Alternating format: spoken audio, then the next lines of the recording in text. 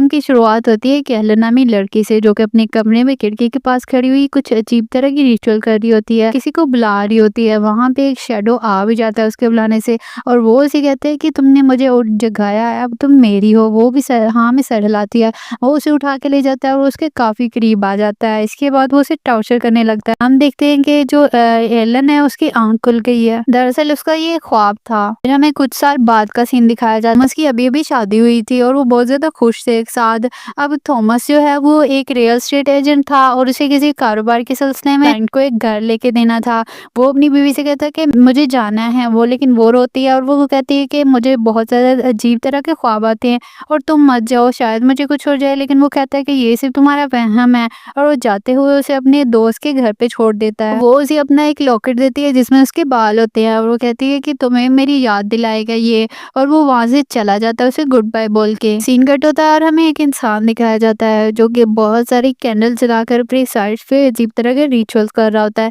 ये कौन है ये हमें बाद में बताया जाएगा। अब थॉमस ने ट्रांसिल्वेनिया जाना था जहाँ पे काउंटर लॉक का पता पूछता है। वो ट्रांसिल्वेनिया जब पहुंच जाता है तो वो वहाँ के लोगों से काउंटर लॉक का पता पूछता है। वो लोग कहते हैं कि तुम वहाँ पे मत जाओ, वो बहुत ज्यादा खतरनाक जगह है, और वो उसे मना करते हैं। लेकिन वो कहता है कि मुझे तो जाना ही है क्योंकि मेरा प्रोजेक्ट है। वो उनकी बातों पे ज्यादा ध्यान नहीं देता और उन्हीं के पास रात को स्टे कर लेता है। रात को जब वो सोता है तो फिर वो देखता है कि एक घोड़े पे एक लड़की बैठी हुई है जिसने कोई भी कपड़े नहीं पहने हुए, और वो बहुत सारे आदमी जो है वो उसको लेके जा रहे हैं कहीं पे। फिर आगे जाके वो लड़की जो है वो एक कब्र में पड़े आदमी के दिल में एक खंजर घोंप देती है और उसे मार देती है। ये भी थॉमस की आंख खुल जाती है और उसे पता चलता है कि ये उसका एक ख्वाब था। फिर वो जाग जाता है और देखता है कि वहाँ पे तो कोई लोग थे ही नहीं। वो सोचता है कि रातों रात वो सारे लोग कहाँ गए। फिर वो अपने सफर की तरफ रवाना हो जाता है। रास्ते में उसको कुछ भी नजर नहीं आता, लेकिन अचानक से उसको एक तांगा गाड़ी नजर आती है और वो उसके अंदर टकराने ही वाली होती थी, लेकिन वो साइड पे हो जाती है। फिर वो सोचता है कि शायद वो मुझे रहने के लिए आई होगी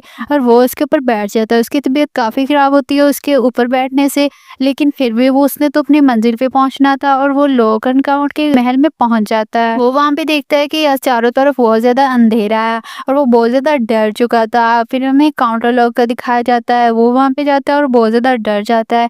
हमें तो काउंटर लॉक की शक्ल नहीं दिखाई जाती, लेकिन थॉमस की शक्ल देख के हमें पता चल जाता है कि उसके क्या रिएक्शन है। काउंटर लॉक जो है वो थॉमस से कहता है कि तुम बहुत ज्यादा लेट हो, मुझे ये बात बिल्कुल पसंद नहीं है।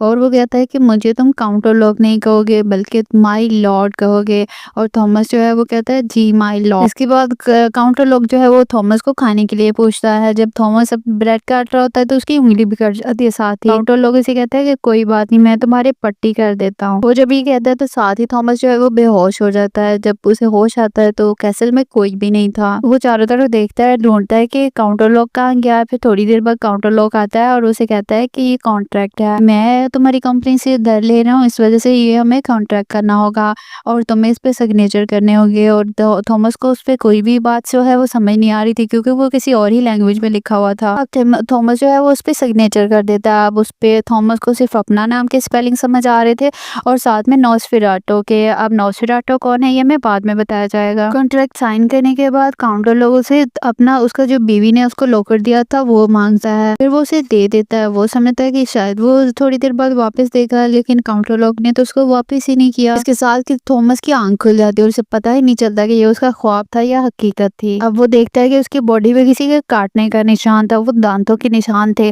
और थॉमस जो है वो बहुत ज्यादा परेशान हो जाता है। फिर हमें काउंटर लॉक को दिखाया जाता है जो कि एलन का लॉकेट लेके उसको सूंघ रहा था और उसके साथ अजीबो गरीब लैंग्वेज में कुछ पढ़ रहा था। और दो समंदरों पार हमें दिखाया जाता है एलन जो है वो भी उस विजुअल पोजेस हो रही थी। वो अपना काम करके अब आता है थॉमस के पास, उसे बेहोश करके उसका खून पीने लगता है अपने दांतों से। यहाँ हमें पता चलता है कि काउंटर लॉक जो है वो एक ड्रैकुला है और वैम्पायर है। असल में नॉसफेरातो भी उसी का नाम ही था, किसी और लैंग्वेज में ड्रैकुला को नॉसफेरातो कहते हैं। दूसरी तरफ एलन के लिए डॉक्टर को लेके आता है थॉमस का दोस्त उसे चेकअप करवाने के लिए, क्योंकि उसकी तबीयत बहुत ज्यादा खराब थी। डॉक्टर उसको चेक करता है और वो कहता है कि इसको कोई ऐसा इशू नहीं है, कोई बीमारी नहीं है, बल्कि इसे मेंटल इलनेस है। जब वो होश में आती है तो वो बहुत ज्यादा परेशान हो जाती है क्योंकि थॉमस का अभी तक उसे कुछ भी पता नहीं था और थॉमस ने उसको कॉल भी नहीं की थी, ना ही वो लेटर लिखता है कोई। दूसरी तरफ एलन जो है वो अपनी जान बचाने के चक्कर में था। जब नॉसफेरातो वहां से साइड पे होता है तो वो भागने की कोशिश करता है। फिर हमें दिखाया जाता है कि वही डॉक्टर जो एलन को चेक चेक करने के लिए आया था, वही उसी आदमी का जो कि मूवी के स्टार्टिंग में हमें दिखाया था, एक अजीब तरह का रिचुअल कर रहा था कैंडल जला के, उस आदमी का भी इलाज करने आता है और वो उसे कहता है कि मेरा लॉर्ड जो है वो नॉस्फेरातो है और मैं उसी के लिए काम करता हूँ। फिर वो डॉक्टर के ऊपर हमला कर देता है ताकि वो उसका खून पी जाए। नहीं, असल में वो खून ज़्यादा से ज़्यादा इसलिए इकट्ठा कर रहा था क्योंकि उसे पता था कि अब नॉस्फेरातो यहाँ आने वाला है। सीन कट होता है और हमें थॉमस को दिखाया जाता है जिसको कुछ लोग जो है वो रेस्क्यू कर रहे थे और इनके इसके निशान देख के इन्होंने पता चला लिया कि इसको नॉस्फेरातो ने ही काटा है, उसका खून पिया है। वो उसका इलाज करते हैं और वो बिल्कुल ठीक हो जाता है। वो उसे कहते हैं कि तुम्हें अभी टेस्ट की ज़रूरत है, लेकिन वो रुकता नहीं है और वो क्योंकि उसे तो एलन से मिलना था और वो एलन से मिलने के लिए रवाना हो जाता है। दूसरी तरफ हमें दिखाया जाता है कि काउंट और लोग भी अपने कफन में बंद होके थॉमस के शहर की तरफ रवाना हो चुका है और साथ में कुछ ना कुछ पढ़ रहा होता है जिसको देख के जो एलन है वो भी पोजेस हो रही थी। वो सुन भी पा रही थी कि कोई उसके कानों में कुछ कह रहा है। दूसरी तरफ हमें दिखाया जाता है वही आदमी जो कि अजीब तरह के रिचुअल कर रहा होता है और खून जमा करता है काउंटर लोग के लिए। उस आदमी को भी पता चलता है कि काउंटर लोग जो है वो अब शहर में पहुंच चुका है। फिर हमें दिखाया जाता है थॉमस के शहर आने वाली जो एक कश्ती है उसके ऊपर बहुत ज्यादा वबा फैल गई और लोग बीमार हो रहे हैं। वहाँ पे चूहे जो है वो काटना शुरू कर रहे हैं लोगों को। नोस्फेरातो की वजह से ही हुआ था क्योंकि वो जहाँ भी जाता है वहाँ पे वबा फैल जाती थी और चूहे आ जाते थे। और वो चूहे जो है वो शिप में जितने भी लोग थे उनको मारने लग जाते हैं, उनका खून पीने लग जाते हैं। तो एक आदमी वहाँ पे होता है, वो समझ आता है कि काउंटर लोग के कफन से ये चूहे निकल रहे हैं। वो काउंटर लोग को मारने के लिए जाता है लेकिन काउंटर लोग को वो मारता है इससे पहले काउंटर लोग उसको मार खाता है। दूसरी तरफ हमें दिखाया जाता है कि एलन इलाज करने के लिए एक और भी डॉक्टर है और वो डॉक्टर एलन से पूछते हैं। एलन उनसे कहती है कि मुझे ऐसा लगता है कि जैसे मेरी रूह जो है वो इस दुनिया को छोड़ के किसी और ही दुनिया में चली जाती है और कभी-कभी मुझे ऐसा लगता है कि मेरे कानों में कोई बोल रहा है लेकिन मुझे कोई आवाज़ सुनाई नहीं देती। आवाज़ तो सुनाई देती है लेकिन समझ नहीं आती कि वो क्या कह रहा है।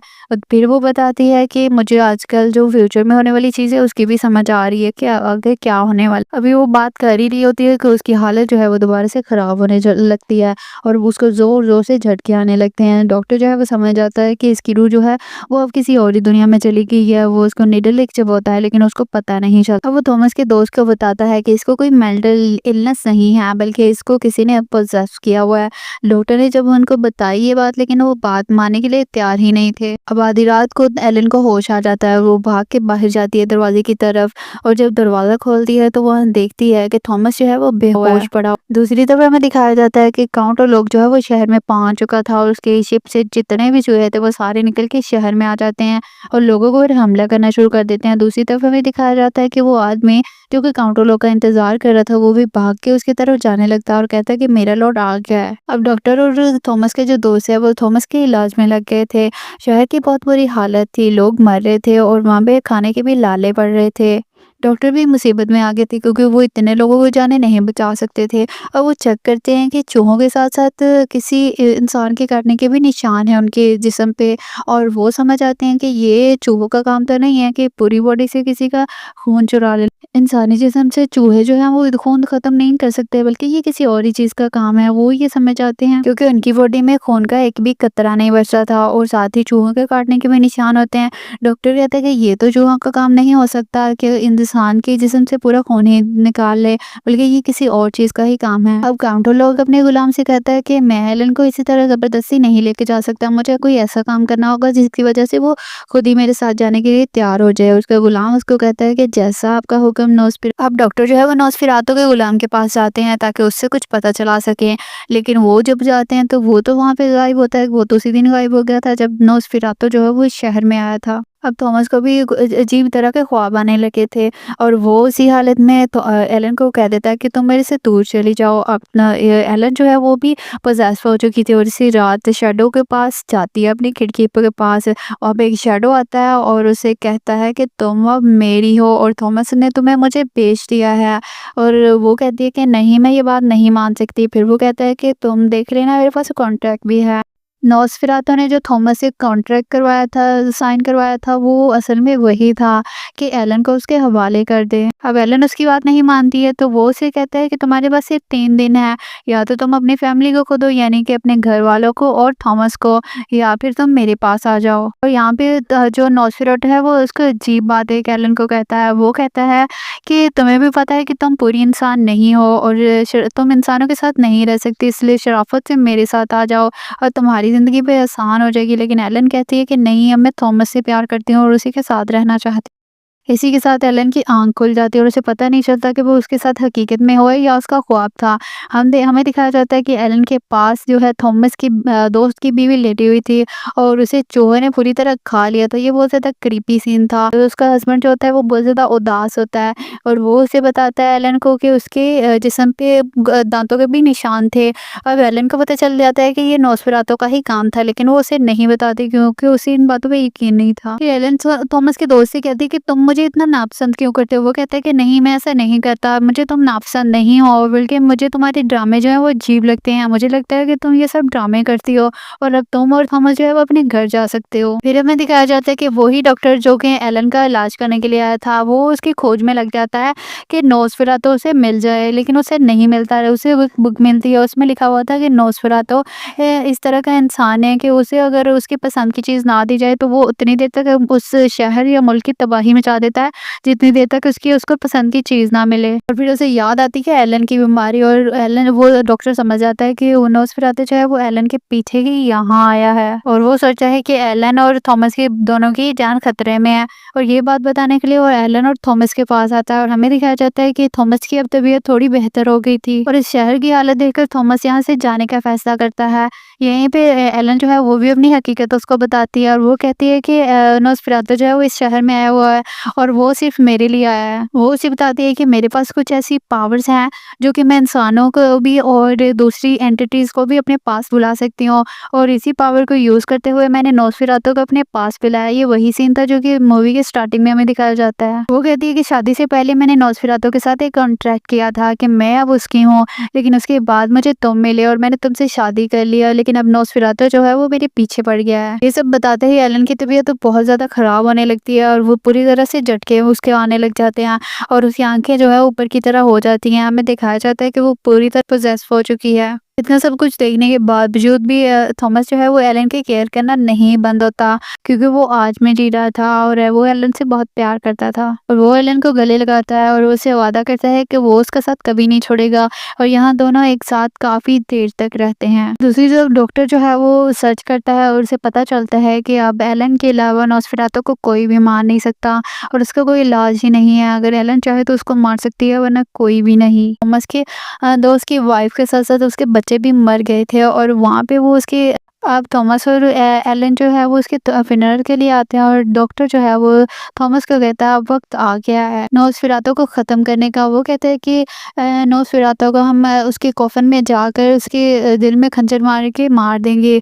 उसके बाद वो एलन से मिलते हैं। वो जानते हैं कि एलन का बहुत बड़ा किरदार है नॉस्फेरातु को मारने में और वो एलन को कहता है कि तुमने अपना काम पूरा करना है और इस दौरान मैं थॉमस को बिजी रखूँगा अपने बीच और उसे काम पे लगा के रखूँगा। यानी कि उस डॉक्टर का ये प्लान नहीं था जो कि उसने थॉमस को बताया था, उसका प्लान तो कुछ और ही था। अब दूसरे दिन हमें दिखाया जाता है कि थॉमस और जो डॉक्टर हैं उसके आदमी तो उस नॉस्फेरातु की खोज में निकल पड़े हैं और उसका कफन ढूंढ रहे हैं। अब हमें ये भी पता चलता है कि थॉमस का जो दोस्त है उसने गम में ही खुदकुशी कर ली है क्योंकि उसकी वाइफ और बच्चे मर गए थे। थॉमस जी देख के बहुत परेशान हो जाता है। दूसरी तरफ एलन जो है वो एक दुल्हन की तरह बनी हुई थी अपने कमरे में और फिर हमें दिखाया जाता है कि थॉमस और डॉक्टर जो है वो फाइनली अब तो कॉफन तक पहुंच गए थे और वो उसके कॉफन के ऊपर स्टेप करके चाकू से मार देते हैं उसको। लेकिन जब वो कॉफन खोलते हैं तो उनको पता चलता है कि नॉस्फेरातु तो यहाँ पे था ही नहीं, बल्कि वो तो उसका गुलाम था। नॉस्फेरातु को तो एलन ने बुलाया था, वो तो वहाँ पे गया था और नॉस्फेरातु के जाते ही एलन उसे कहती है कि अब मैं अपना वादा पूरा करना चाहती हूँ। अब नॉस्फेरातु उसको गले लगा लेता है और उसकी चेस्ट पे स्टैब करके उसका खून पीने लगता है। खून पीते-पीते नॉस्फेरातु को पता ही नहीं चलता कि सुबह हो गई है।